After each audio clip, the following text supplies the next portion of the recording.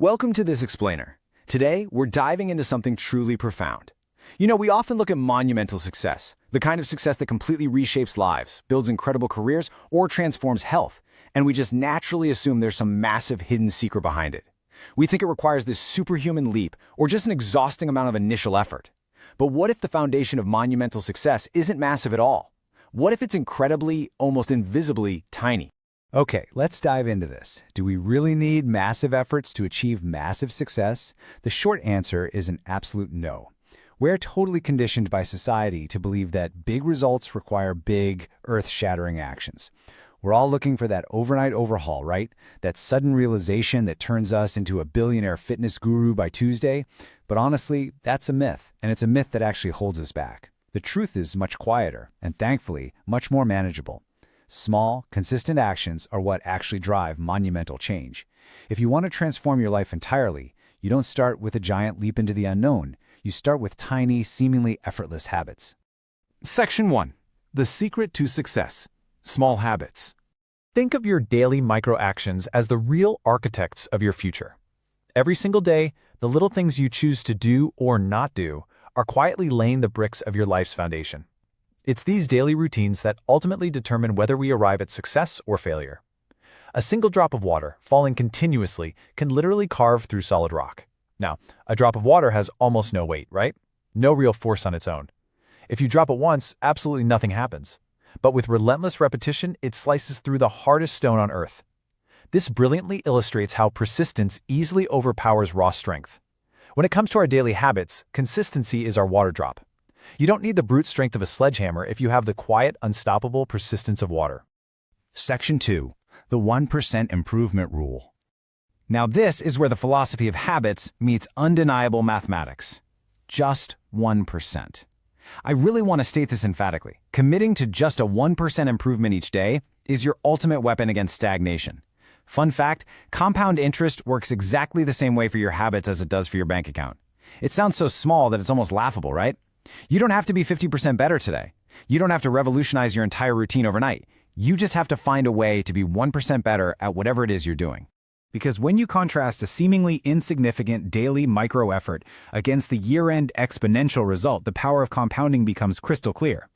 If you get 1% better each day for 1 year, you don't just get 365% better. No, because of the way daily improvement compounds on itself, you actually end up nearly 37 times better by the time you're done. That tiny daily effort creates a massive exponential compounding effect over an entire year. To connect this math to a visual metaphor, just think of a tiny seed. It slowly grows into a massive, deep-rooted tree. You don't actually see the tree expanding day by day. The growth is hidden at first, pushing deep roots into the soil. But over time, those deep roots lead to massive, unstoppable, exponential expansion above ground. And that's exactly what your 1% improvements are doing beneath the surface of your daily life. Section 3. The 4-step habit structure. Now, what's really interesting about this is how we actually build these things. We know habits matter, and we know compounding works, but how do we make them stick? Well, science gives us a tangible, rigid architecture for how a habit forms in the brain. Step 1 is the cue. Step 2 is the craving. Step 3 is the response, and Step 4 is the reward. Every single human behavior, from brushing your teeth to checking your email, follows this exact sequence. The cue triggers your brain to initiate a behavior. The craving is the motivational force or the desire behind it. The response is the actual habit or action you perform. And finally, the reward is the end goal that satisfies the craving and reinforces the whole cycle for next time. Let's ground this theory with a morning routine we all know. The cue is waking up. The craving is that desperate, groggy need to not feel like a zombie. You're thirsty. The response is drinking a glass of water. And the reward, feeling refreshed and, momentarily alive.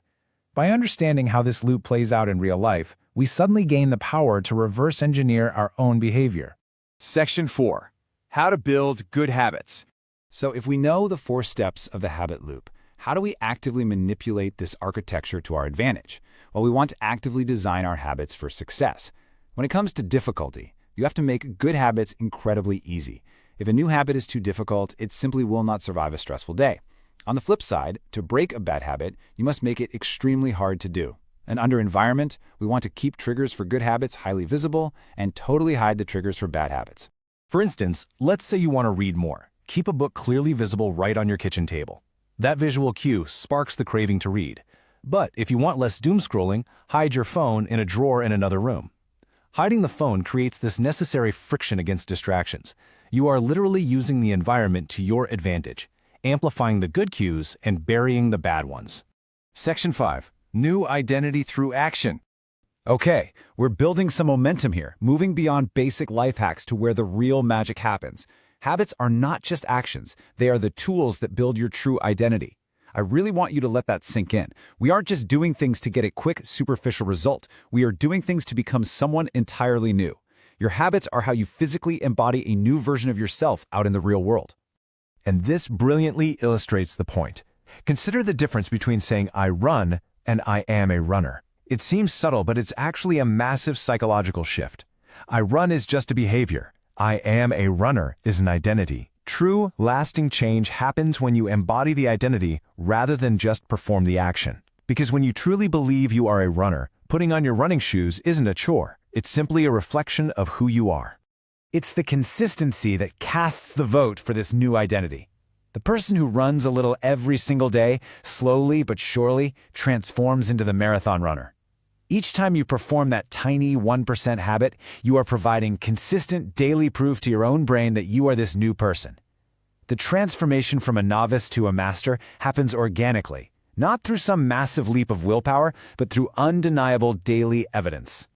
Section 6. The power of starting small. If there is one thing you take away from this explainer today, let it be this. Monumental success always starts with the smallest possible action. You don't have to be great to start, but you absolutely have to start to be great. So start with small habits today.